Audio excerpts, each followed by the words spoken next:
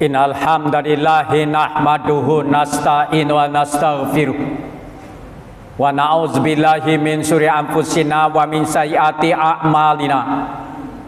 May yahdihillahu fala mudhillalah wa may yudlil fala hadiyalah. Asyhadu an la ilaha illallah wahdahu la syarikalah wa asyhadu anna Muhammadan abduhu wa rasuluh. Allahumma sholli ala Muhammad wa ala ali Muhammad. Amma ba'du fa ya ibadallah, usikum wa iyaya bitaqallah faqad fazal muttaqun. Ya ayyuhalladzina amanu taqullaha haqqa tuqatih wa la tamutunna illa wa antum muslimun. Wahai orang-orang yang beriman, bertakwalah kepada Allah dengan sebenar-benar takwa kepadanya, dan janganlah kamu mati kecuali sebagai seorang muslim. Al-Quran Surat Al-Imran ayat 102. Ma'asyiral muslimin rahimakallah, sidang Jum'ah yang berbahagia, mari bersama-sama kita panjatkan puji syukur kepada Allah Subhanahu wa taala, minimal dengan melafalkan kalimat hamdalah, alhamdulillah. Salawat serta salam juga kita sampaikan kepada Nabi besar Muhammad sallallahu alaihi wasallam sebagai rasul pilihan dan pemimpin umat di akhir zaman, minimal dengan melafalkan salawat Nabi, Allahumma sholli ala Muhammad wa ala ali Muhammad. Hadirin sidang Jum'ah yang berbahagia, berkat hidayah Allah dan petunjuk Rasulullah SAW dan diteruskan oleh keluarga beliau, sahabat-sahabat beliau, tabi'in, para alim ulama, ustadz dan guru-guru kita, mari bersama-sama tingkatkan iman dan takwa kepada Allah SWT, dan kelak akan kita wujudkan tidak akan mati kecuali sebagai seorang muslim, dan sebagai konsekuensi tindak lanjutnya tentu di dalam keluarga kita tidak ada yang murtad dari agama Islam. Untuk penguatan itulah tema khutbah Jumat kali ini dengan judul toleransi antar umat beragama. Toleransi artinya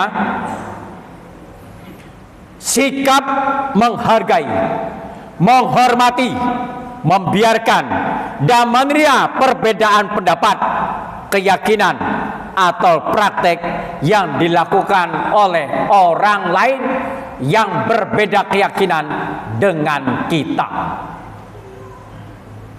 Maka Majelis Ulama Indonesia mengeluarkan 3 fatwa. 2 fatwa yang berhubungan langsung dengan perayaan hari besar keagamaan. Yang pertama, fatwa dikeluarkan tahun 1981 dengan diharamkannya umat Islam merayakan kegiatan Natalan bersama. Kemudian dilanjutkan pada tahun 2016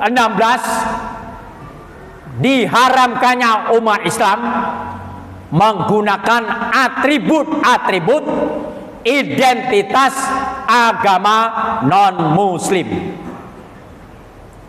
Dasar dari 2 fatwa ini adalah dengan berpegang teguh kepada akidah dan peribadatan agama masing-masing. Terdapat di surat Al-Kafirun. Bismillahirrahmanirrahim.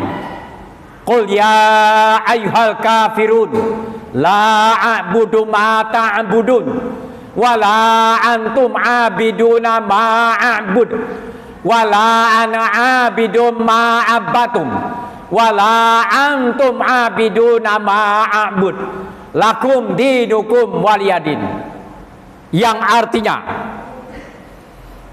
katakanlah wahai Muhammad, hai orang-orang kafir, aku tidak akan menyembah apa yang kamu sembah, dan kamu bukan penyembah Tuhan yang aku sembah, dan aku tidak pernah menyembah apa yang kamu sembah, dan kamu tidak pernah pula menyembah Tuhan yang aku sembah. Untuk mula agamamu dan untuk pula agamaku. Al-Quran surat Al-Kafirun ayat 1 sampai dengan 6. Agama Islam kita mengajarkan hanya Allah Subhanahu wa Ta'ala yang satu-satunya kita sembah dan kita yakini.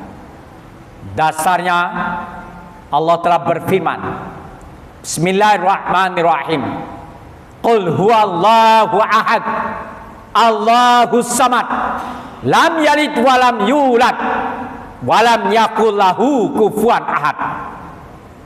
Katakanlah wahai Muhammad, Allah dialah yang Maha Esa. Allah adalah Tuhan segala sesuatu, bergantung kepadanya. Dia tidak beranak dan tidak pula diperanakan, dan tidak ada seorang pun yang setara dengannya.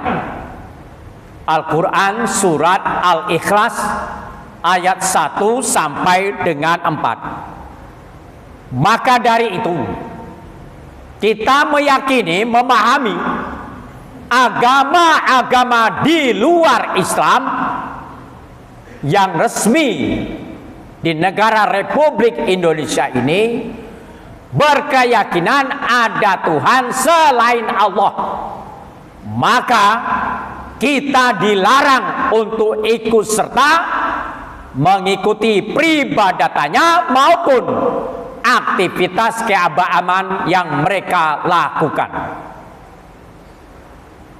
Lebih lanjut secara rinci, dua fatwa ini menyebutkan untuk agama Kristen dan Katolik, perayaan keagamaan mereka adalah Natal,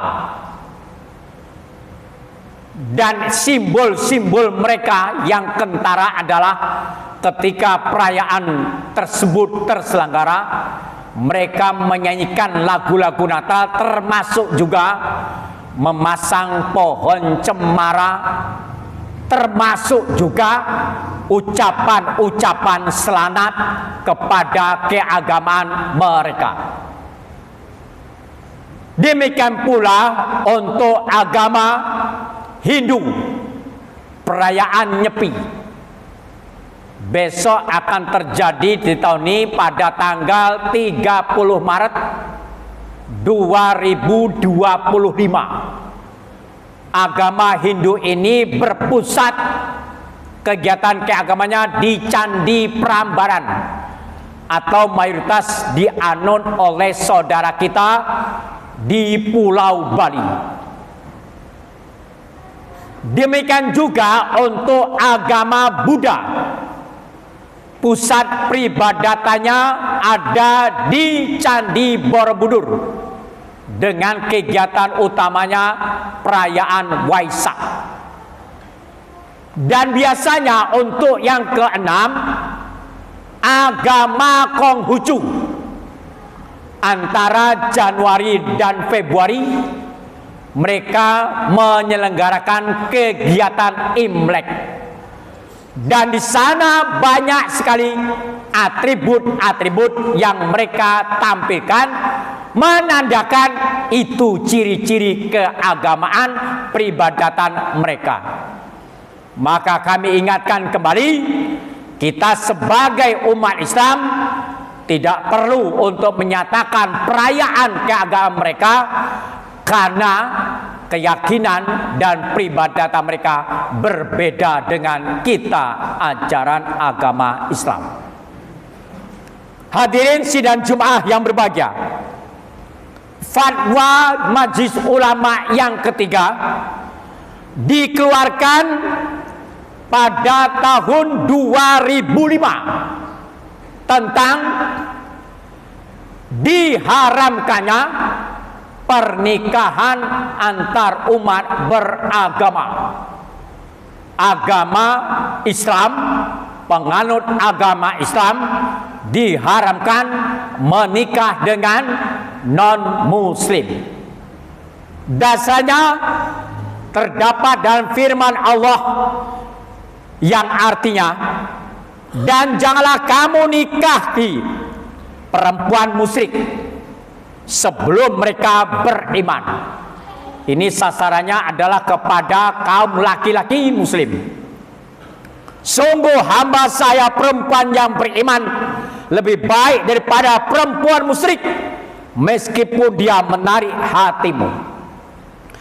Dan janganlah kamu nikahkan orang laki-laki musyrik dengan perempuan beriman sebelum mereka beriman. Ini tugas para orang tua dan wali, termasuk peringatan untuk saudara-saudara dan anak perempuan kita yang Islam. Sungguh hamba saya laki-laki yang beriman lebih baik daripada laki-laki musyrik, meskipun dia menarik hatimu. Mereka mengajak ke neraka, sedangkan Allah mengajak ke surga. Dan ampunan dengan izinnya Allah menerangkan ayat-ayatnya kepada manusia agar mereka mengambil pelajaran. Al-Quran surat Al-Baqarah ayat 221.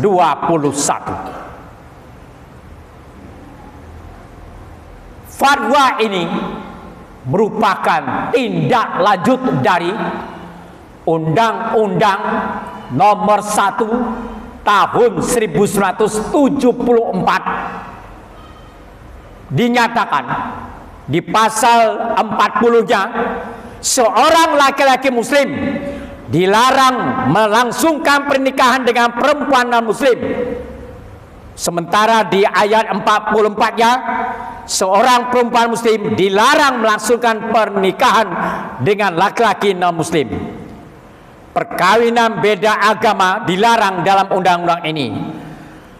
Di pasal 2-nya nyatakan, perkawinan adalah sah apabila dilakukan menurut hukum masing-masing agamanya dan kepercayaannya itu.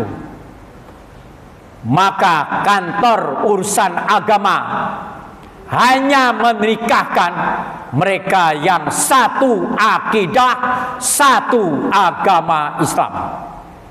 Semoga 3 fatwa ini menjadikan pedoman bagi kita untuk lebih banyak lagi memahami tentang perbedaan dengan keyakinan agama lain, terutama untuk masalah pernikahan. Karena nikah adalah ibadah sepanjang hidup sampai akhir hayat kelak. Barakallahu walakum fil Qur'anil azim. Innahu wal ghafurur rahim.